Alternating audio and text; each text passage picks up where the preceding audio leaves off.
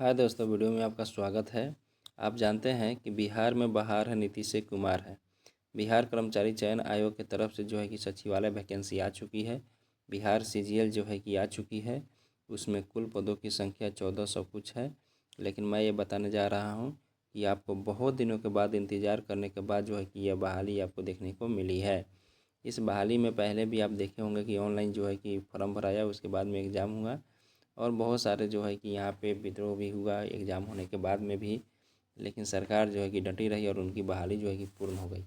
लेकिन अभी जो है कि इनकी बहाली लेट होने के कारण आप देखेंगे कि 3-4 साल बाद जो है कि वैकेंसी आई है, जो आपको 18 तारीख से जो फॉर्म भराएगा और यह 17/9 तक फॉर्म भराएगा। ठीक है, आप यहाँ पे देख सकते हैं कि किस पद का कितनी संख्या है। पूरी पदों की संख्या मैं यहाँ पे अगर आपको बता दूँ तो यहाँ पे कुल टोटल पदों की संख्या जो है 1481 पद है। ठीक है, 1481 पद है जो आपके लिए यहाँ पे है। लेकिन यहाँ पे और देखेंगे कि यहाँ पे क्या क्या मांगा गया है।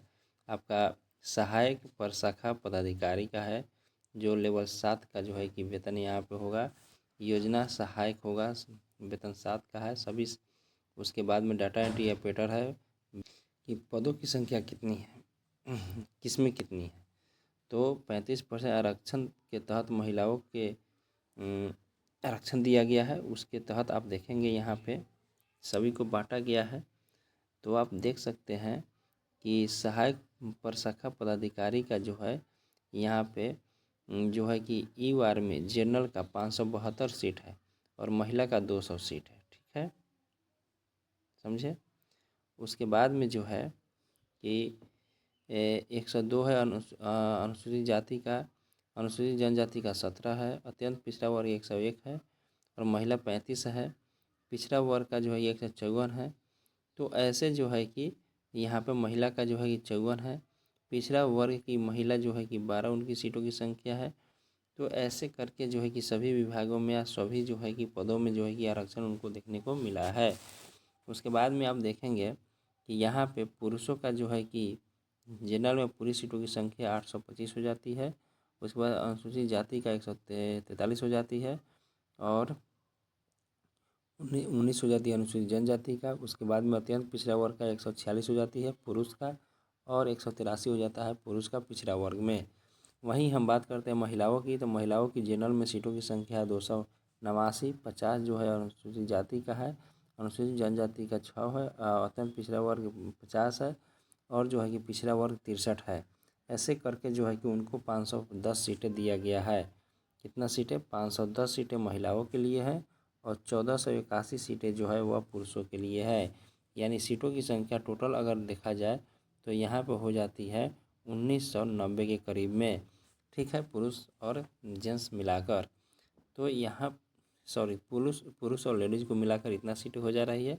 उसके बाद में कह रहा है कि राज्य के मूल निवासी ब्रेंच मार्क है, दिव्यांगजन मात्र, ये सब को जो है कि आरक्षण दिया गया, उसके हिसाब से बांटा गया है। यहाँ पे अगर ये उम्र देखा जाए तो ई वार का जो है कि 37 वर्ष है। पिछड़ा वर्ग अत्यंत पिछड़ा वर्ग का जो है महिला पुलिस 40 वर्ष है। अनारक्षित महिला का 40 वर्ष है। ठीक है, समान अनुसूचित जाति अनुसूचित जनजाति का 42 वर्ष है और 10 वर्षों का छूट जो है कि दिव्यांग में दिया गया है। ठीक है, तो ये सब जो है कि आपको देखने को मिलेगा यहाँ पे। उसके बाद में जो है कि यहाँ पे नियमावली जो है वो निकल कर आ रही है। उसके बाद में आप देखेंगे यहाँ उक्त परीक्षा के लिए ऑनलाइन आवेदन पत्र भरने वाले अभ्यर्थी को अपनी जाति के अनुरूप आरक्षण कोटा के सही का स्पष्ट संबंधित करना अनिवार्य है। हाँ, तो वो EWS का OBC का जो भी जाति होता है वो लगा दिया जाएगा। ठीक है, अब करा बिहार कर्मचारी चयन आयोग के परीक्षा कहाँ है,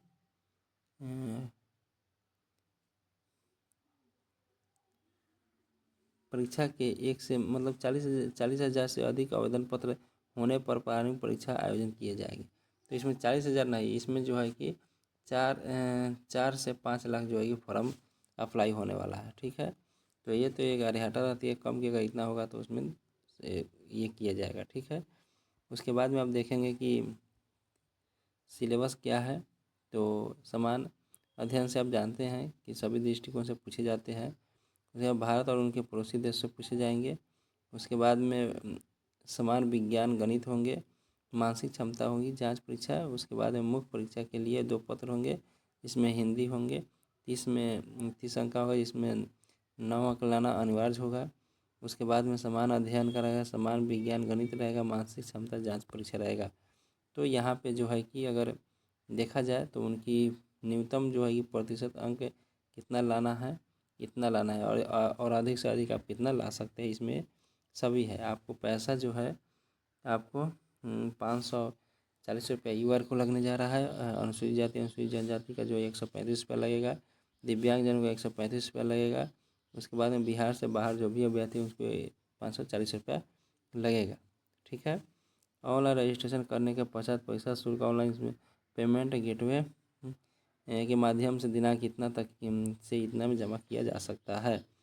ठीक है। उसके बाद में हो रहा है कि अनुसार राज्य सरकार समक्ष स्तर पर प्रमाण पत्र आधार पर दिए गए ध्येय होगा। ठीक है। तो जातीय आवासीय निवास जो है कि यहाँ पे कहा गया है कि आप जो है जातीय लिंग के आधार पर आरक्षण का लाभ उन्हीं उम्मीदवारों को मिलेगा जिनका स्थायी निवासी बिहार राज्य का होना चाहिए। ठीक है। तो ये बातें, ये तो सभी जो है कि आरक्षण उसी को मिलता है जो वो खुद अपने राज्य के विद्यार्थी होते हैं। तो ये सब जो है कि आप यहाँ पे देख सकते हैं, पढ़ सकते हैं। यहाँ पे ये बातें यहाँ पे दिए गए हैं। ठीक है। बहुत नियमावली जो है यहाँ पे सभी स्पष्ट कर दिया गया है। महत्वपूर्ण निर्देश भी है कि किसी भी अभ्यर्थी की परीक्षा में सम्मिलित होने के पात्रता का निर्धारण आयोग द्वारा लिए जाएंगे और यह अंतिम होगा। प्रवेश प्रतियोगी का नियंत्रण होने के अभ्यर्थी का दावा संतुष्ट नहीं किया जाएगा। ठीक है। तो आप सभी अच्छे से जो है कि फॉर्म अप्लाई करेंगे। एक विद्यार्थी द्वारा मात्र एक ही ऑनलाइन आवेदन पत्र भरा जाएगा। हाँ, तो एक ही भरा जाएगा। ठीक है। इसमें और कहा गया उम्मीदवारों के रहता आवेदन पत्र स्वीकार अस्वीकार करना, चयन प्रक्रिया और परीक्षा में आयोजन, परीक्षा केंद्र पर आवंटन, निर्धारण पर फल तैयार करने की प्रक्रिया में उम्मीदवारों को पदों और स्वर के माध्यम होना चाहिए। ठीक है। ये सब बातें कही गई है। आप इसमें क्या क्या लगा सकते हैं, मैट्रिक ये जो है आपका दिया गया कि कौन कौन कागज़ लगा सकते थे। मैट्रिक के अंक पत्र लगा सकते हैं, मूल पत्र लगा सकते हैं, स्नातक से संबंधित अंक पत्र और मूल पत्र लगा सकते हैं, पीजीडीसीए का भी लगा सकते हैं क्योंकि जिनका टंकन में होगा। अस्थायी निवासी होना चाहिए, आवासीय प्रमाण पत्र होना चाहिए, अस्थायी निवासी, आवासीय प्रमाण पत्र, जाति प्रमाण पत्र। ठीक है। जाति प्रमाण पत्र होता है। उसके बाद में क्रिमिनल रहित प्रमाण पत्र होनी चाहिए। स्वतंत्रता सेनानी के पोता पोती नाती नतनी का प्रमाण पत्र होना चाहिए। दिव्यांग संबंधी प्रमाण पत्र होनी चाहिए। अधिकांश उम्र सीमा में छूट हेतु समक्ष स्तरों पर होनी चाहिए। समझे कि नहीं। तो ये सब पत्र आपको लगाना है। अस्थायी निवास भी लगाना है जिससे पता चले कि आप कहाँ के हैं, कहाँ के नहीं हैं। तो ये सब जो है कि प्रक्रियाएं होती है। आप देखेंगे कि ये घोषणा पत्र भी आपको लिखना है। ठीक है। तो चलिए आज का सेक्शन यही रहा। उसके बाद में आप जो है कि लगे रहिए क्योंकि बिहार सीजीएल की वैकेंसी जो है आ चुकी है।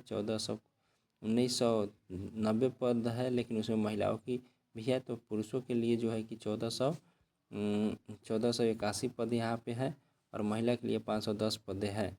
तो कहीं ना कहीं दोस्तों इसमें 35% आरक्षण को बखूबी जो है कि ध्यान दिया गया है और आने वाले समय में भी जो है कि 35% महिलाओं का आरक्षण मिलेगा। तो चलिए हम नेक्स्ट वीडियो में मिलते हैं। आपसे जो यही बताना था कि अब जो है कि बिहार सीजीएल की वैकेंसी आ चुकी है और आप इसमें लग जाइए। ठीक है। बिहार सीजीएल की वैकेंसी जो है आपका फॉर्म भराने का डेट भी आप देखें, यहाँ से यहाँ तक है। तो चलिए हम नेक्स्ट वीडियो में मिलते हैं दोस्त। Thank you, bye.